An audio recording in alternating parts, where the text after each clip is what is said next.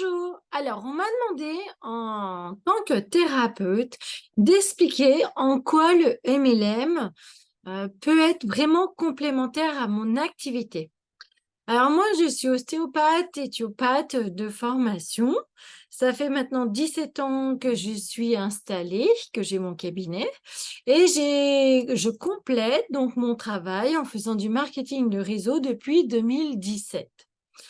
Alors vous allez me dire, est-ce que c'est antagoniste? Est-ce que ça se combine bien ensemble? Comment est-ce que je vois, la chose? Alors tout simplement, moi, j'estime il y a de la place pour tout le monde en tant que thérapeute.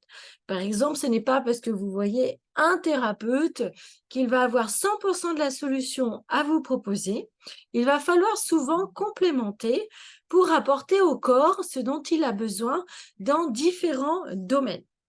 Et pour moi, justement, de compléter mon approche pratique, moi, je vais avoir une approche structurelle du corps, mais par exemple, si le corps est dénutri, s'il a besoin de compléments alimentaires ou s'il a besoin d'une information neurovasculaire, ce n'est pas dans ma pratique à long terme que je vais pouvoir apporter ça à mes patients. Donc, il me semble normal en tant que thérapeute de faire du mieux qu'on peut pour avoir des solutions concrètes et efficaces à proposer aux personnes qui viennent nous voir. Au lieu qu'elles cherchent elles-mêmes à aller grappiller tant d'infos à droite ou à gauche, moi j'estime que si je peux aider du mieux que je peux le métabolisme des personnes qui viennent me voir à aller mieux, là j'aurais réussi, entre guillemets, ma mission de thérapeute. Alors effectivement, des fois je croise des thérapeutes qui me disent: ah non, mais s'ils vont mieux, ça veut dire qu'ils vont moins venir me voir, donc je vais moins gagner d'argent au cabinet. Alors pour moi, ce genre de propos me choque énormément parce qu'un thérapeute justement, s'il est là pour fidéliser, les personnes et les faire revenir régulièrement dans leur cabinet, moi ça me montre juste que là, on n'est plus du tout dans une mission thérapeute à vraiment aider concrètement. On est là juste pour faire tourner le cabinet. Ce genre de propos, je trouve ça complètement, déplacé. Moi, c'est ce que je dis toujours, moi, je suis contre la fidélité, je suis pas là en train de me tamponner au bout de 10 rendez-vous, vous en avez un gratuit, pas du tout. Parce que s'ils viennent, de nombreuses fois, ça je vais remettre en cause mon travail et mes compétences.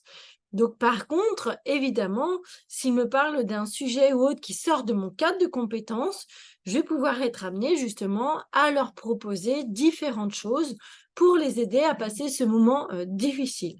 Ça ne se substitue en aucun cas à un traitement médical ou autre, bien évidemment, chacun son domaine, hein, qu'on soit clair, là-dessus. Mais si on peut avoir des pistes pour aider, améliorer, voilà, sur des états anxieux, enfin sur toutes sortes de choses, moi je trouve que d'avoir plusieurs cordes à son arc va être justement une méthode, complète dans ma mission de faire du bien, aux personnes. Donc, le marketing de réseau m'apporte cette opportunité-là où, où j'envoie mon lien tout simplement, on en parle, j'envoie le lien à mes patients et en fait, après, ils font le choix ou pas, de dire: «Bah, tiens, ça m'intéresse» ou non.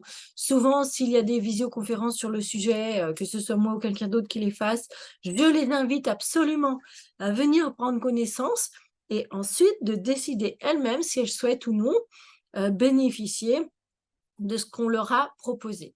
Donc ça permet d'avoir une approche plus globale que spécifiquement notre spécialité et en plus, évidemment, hem, vous savez que, généralement, notre temps de travail notre revenu va découler de notre temps de travail au cabinet ou même si vous êtes salarié, à votre temps de travail, au boulot. Alors que là, pas du tout, justement, ça apporte aussi un complément de revenus, qui va être intéressant ou non selon votre implication, mais de toute façon, c'est toujours, mieux que rien et ça peut vraiment, vous aider aussi à passer certaines, périodes difficiles. Vous savez, quand il y a, par exemple, un petit peu moins de monde et par contre les charges qui restent, tout à fait les mêmes en face, là, financièrement parlant, ça peut être difficile Et ça peut être une base aussi pour vous permettre vraiment de passer ce cap-là. Voilà ma vision en tant que, est-ce que c'est antagoniste? Comment je vois ça? Et cetera. Et après je dis: «Mais quand les patients parlent de moi juste en tant que pratique au cabinet, en tant qu'ostéopathe. Souvent maintenant, je vois aussi les gens qui viennent et qui me disent, «Vous avez donné ça ou ça, vous avez préconisé ça à une de mes amies et elle a beaucoup aimé. Est-ce que vous pouvez m'en parler?» et cetera. Ça rentre tout à fait dans mon cadre de praticité à l'heure actuelle, et je vois ça vraiment comme un complément de mieux-être, dans tous les sens du terme. À bientôt!